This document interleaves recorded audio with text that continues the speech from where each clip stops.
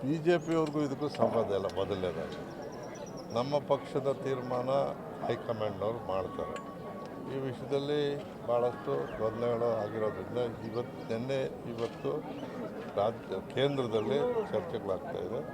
ಅದು ನನಗೆ ಗೊತ್ತಾದ ಪ್ರಕಾರ ಈ ಏನು ಬದಲಾವಣೆ ವಿಷಯಕ್ಕಿಂತ ರಾಜ್ಯದ ಆಡಳಿತದ ಬಗ್ಗೆ ಮೊನ್ನೆ ಒಂದಿಬ್ಬರು 3 MLAಗಳು ಎತ್ತಿದಂಥ ವಿಷಯದ ಬಗ್ಗೆ ಚರ್ಚೆ ಆಗ್ತಾಯಿದೆ ಹೊರತು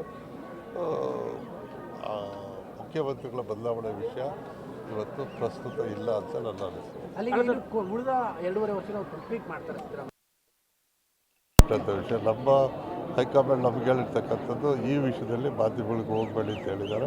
ನಾನೊಬ್ಬ ಶಿಸ್ತುಬದ್ಧ, ನಾನೊಬ್ಬ ಕಾಂಗ್ರೆಸ್ಸಿನ ಕಾರ್ಯಕರ್ತನಾಗಿ ಹೈಕಮಾಂಡ್ ಏನು ಹೇಳುತ್ತೋ ಅದನ್ನು ಪಾಲಿಸ್ತೀನಿ. ಅಲ್ಲ, ನಿನ್ನೆ ಮಾತಾಡ್ತಾ ಸಿದ್ದರಾಮಯ್ಯನವ್ರು ಅಂತಾರೆ DK ಶಿವಕುಮಾರ್ಗೆ ಶಾಸಕರ ಬೆಂಬಲ ಇಲ್ಲ ಅನ್ನೋ ಮಾತಾಡ್ತಾರೆ. ಅಂದ್ರೆ ಅವ್ರಿಬ್ಬರ ನಡುವೆ ಕುರ್ಚಿಗೆ ತುಂಬಾ ಪೈಪೋಟಿ ನಡೆದಿದ್ಯಾ ಅಂತ. ಈಗ ರಾಜಕೀಯದಲ್ಲಿ ಯಾರೂ ಕೂಡ ಆಸೆ ಇಲ್ಲದೇ ರಾಜಕೀಯ ಯಾರು ಮಾಡೋದಿಲ್ಲ. ಎಲ್ಲರೂ ಸೋನಿಯಾ ಗಾಂಧಿ ಆಗೋಕ್ಕಾಗೋದಿಲ್ಲ. ಅವ್ರಿಗೆ ಅಧಿಕಾರ ಬಂದಂಥ ಸಮಯದಲ್ಲೂ ಬಿಟ್ಟುಕೊಟ್ಟಿದ್ದಾರೆ. ಆದರೆ ಎಲ್ರಿಗೂ ಆಸೆ ಇದೆ. ಸಿದ್ದರಾಮಯ್ಯನವರು ರಾಜ್ಯದ ನಾಯಕತ್ವಕ್ಕೆ ಶ್ರಮ ವಹಿಸಿದ್ದಾರೆ. ಅದೇ ರೀತಿ ಸಂಘಟನೆ ಕೂಡ ಶಿವಕುಮಾರ್ ಅವರು ತನ್ನದೇ ಆದಂಥ ದಾಟಿಯಲ್ಲಿ ಮಾಡಿದ್ದಾರೆ. ಅವರಿಬ್ಬರು ಕೂಡ ಜೋಡೆತ್ತಿನ ರೀತಿಯಲ್ಲಿ ಕರ್ನಾಟಕ ಸರ್ಕಾರವನ್ನು ನಡೆಸ್ತಾ ಇದ್ದಾರೆ. ಅದಕ್ಕೆ ಅವಕಾಶ ಬಂದಾಗ ಆಗಲಿ ಅಂತ ಆವಾಸ. ಶಾಸಕರ ಬೆಂಬಲ ವಿಚಾರ ಏನಕ್ಕೆ ಹೊರಗಡೆಗೆ ಬಂತು? ಯಾಕೆ ಸಿದ್ದರಾಮಯ್ಯನವ್ರು ಮಾತಾಡೋದು ಅಂತ ಒಳಗೆ ಏನು ನಡೀತಿದೆ? ಅವ್ರ ಮಾತನ್ನು ಅವ್ರನ್ನ ಕೇಳಬೇಕಾಗಿದೆ. ಗ್ಯಾರಂಟಿ ಅನುಷ್ಠಾನ ಸಮಿತಿ ಅಧ್ಯಕ್ಷರಾಗಿ